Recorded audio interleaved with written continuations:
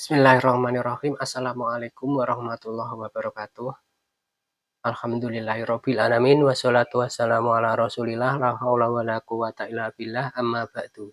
Saudaraku yang berbahagia yang dirahmati Allah Subhanahu wa taala, belajar kita kali ini bertema perut adalah wadah terburuk, bisa jadi sumber penyakit.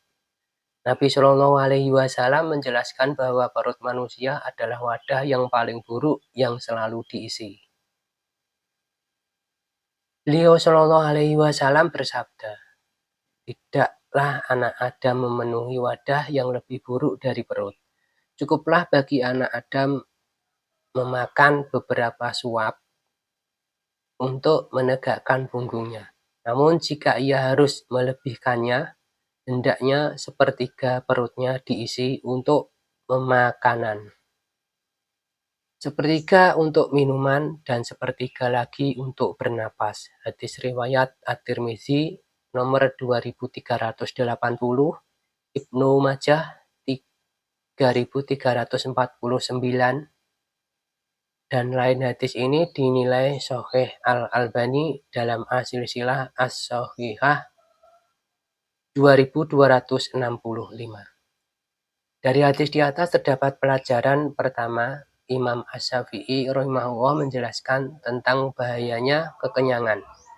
Karena penuhnya perut dengan makanan, beliau berkata, kekenyangan membuat badan menjadi berat, hati menjadi keras, menghilangkan kecerdasan, membuat sering tidur dan lemah untuk beribadah.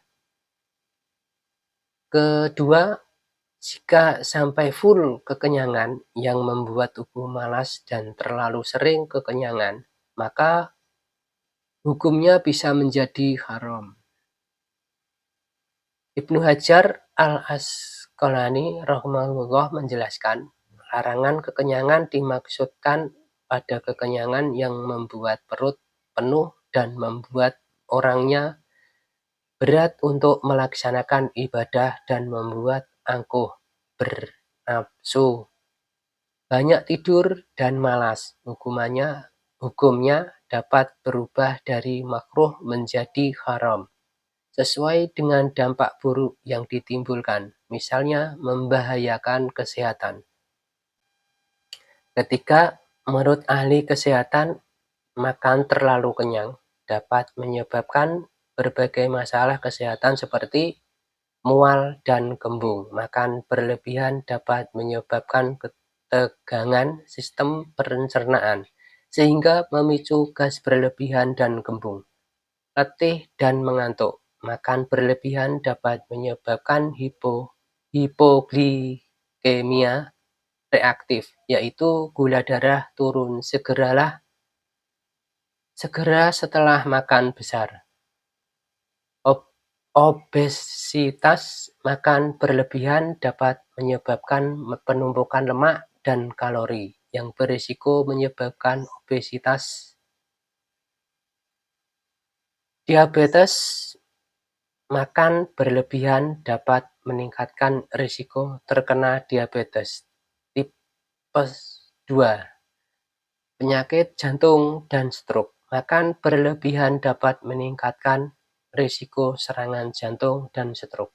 Penyakit asam lambung, makan cepat dapat meningkatkan aliran balik asam lambung ke kerongkongan, sehingga meningkatkan risiko terjadinya penyakit asam lambung.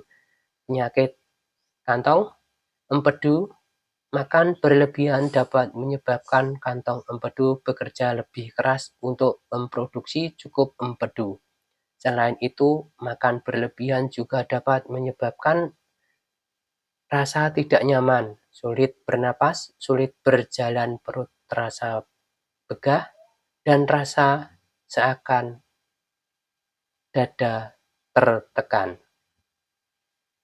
Keempat,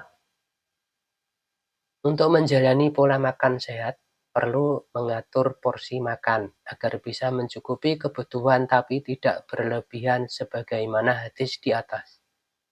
Hendaknya tetap memperhatikan sepertiga isi perut untuk makanan, sepertiga untuk minuman, dan sepertiga lagi untuk bernapas.